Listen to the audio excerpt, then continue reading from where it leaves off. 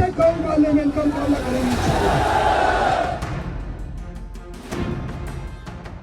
PoK में पाकिस्तान के खिलाफ विरोध प्रदर्शन एक बार फिर तेज हो चुके हैं। पीओके में विरोध प्रदर्शन की अगुवाई कर रहे जम्मू कश्मीर ज्वाइंट अवामी एक्शन कमेटी यानी JAAC ने आगामी विधानसभा चुनाव के पूर्ण बहिष्कार का ऐलान किया।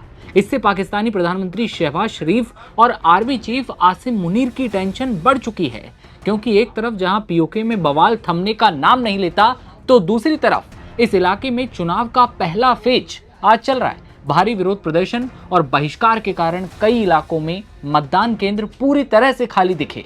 कई जगहों पर तो मतदाता घरों से बाहर ही नहीं निकले। बताया जा रहा है कि पोलिंग बूथों पर भीड़ ना के बराबर रही और स्थानीय लोग चुनाव के साथ साथ सरकार का बहिष्कार भी कर रहे हैं। इधर भारत ने हाल ही में पाकिस्तान को बड़ी चेतावनी दे दी है।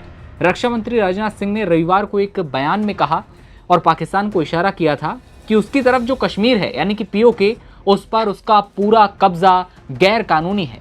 उन्होंने अपने भाषण में कहा कि जहां एक तरफ कश्मीर के विवाद या इस मुद्दे पर बातचीत का सवाल है, तो हम साफ करना चाहते हैं, भारत साफ करना चाहता है कि वार्ता केवल पाकिस्तान के कब्जे वाले कश्मीर पर होगी, यानी पीओके पर होगी और किसी बात पर नहीं।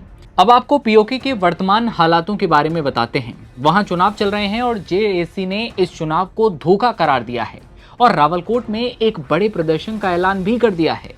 याद रहे कि रावलकोट पीओके में जारी विरोध प्रदर्शन का केंद्र बन चुका है। हालांकि इसे पूरे पीओके से लोगों का समर्थन भी मिला है। JAAC ने मुजफ्फराबाद, पुंछ और विदेशों में रहने वाले कश्मीरियों से ये अपील की है कि वो इस जन आंदोलन में भागीदार बने और उनकी आवाज को मजबूत करें। अब समझिए कि प्रदर्शनकारियों की मांग आखिर है क्या। प्रदर्शनकारियों ने पीओके विधानसभा में शरणार्थियों के लिए आरक्षित 12 सीटों के प्रति भी अपना विरोध दोहराया है। उनका कहना है कि अगर स्थानीय लोगों को ज्यादा हिस्सेदारी नहीं मिलती तो इस चुनाव का कोई मतलब नहीं रह जाएगा। उन्होंने पहले इस मांग को पाकिस्तान तक पहुंचा दिया है, लेकिन इस पर अभी तक कोई पॉजिटिव रेस्पॉन्स नहीं मिल पाया। इधर पाकिस्तान की सेना पर चुनाव में दखलंदाजी और चुनाव इंजीनियरिंग के आरोप लग रहे हैं। विपक्ष का कहना है कि असली लोकतंत्र है ही नहीं, सिर्फ दिखावा किया जा रहा है। हर चप्पे पर रेंजर्स तैनात हैं। मौजूदा विरोध को देखते हुए चुनाव के दौरान भारी व्यवस्था की गई है। प्रधानमंत्री शहबाज शरीफ और आसिम मुनीर टेंशन में हैं। रैलियां और सार्वजनिक सभाएं पूरी तरह बंद हैं। संवेदनशील इलाकों में सुरक्षा बलों की भारी तैनाती है।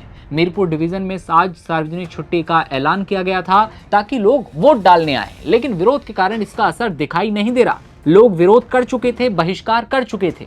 प्रदर्शनकारियों ने पीओके की पाकिस्तान परस्त सरकार को चेतावनी देते हुए कहा कि वो अब तथाकथित राजनीतिक खेल या केवल जुबानी भरोसे को स्वीकार नहीं करेंगे। आंदोलनकारियों ने कहा कि वो बातचीत के लिए तैयार हैं, लेकिन ये तभी कामयाब होगा जब सरकार की ओर से उन्हें ठोस कार्रवाई का भरोसा मिलता है। उन्होंने पीओके और पाकिस्तान की सरकार से अक्टूबर 2025 में जो मुजफ्फराबाद समझौता हुआ था उसे लागू करने की मांग की है। इसके अलावा उन्होंने 5 जून से 26 जून के बीच किए गए वादों के लिए एक औपचारिक नोटिफिकेशन भी जारी करने को कहा है। लेकिन क्या वाकई शहबाज शरीफ और आसिम मुनीर की कोशिशें पीओके में रंग ला पाएंगी? क्योंकि जनता में आक्रोश है। जनता जो पीओके में सरकार जिस तरह के काम कर रही है, हिंसा को बढ़ावा दे रही है, उसके खिलाफ सड़कों पर उतरी है। पीओके की इस खबर को लेकर आपकी क्या राय है, आप कमेंट बताइए और देखते रहिए नव भारत टाइम्स। नमस्ते।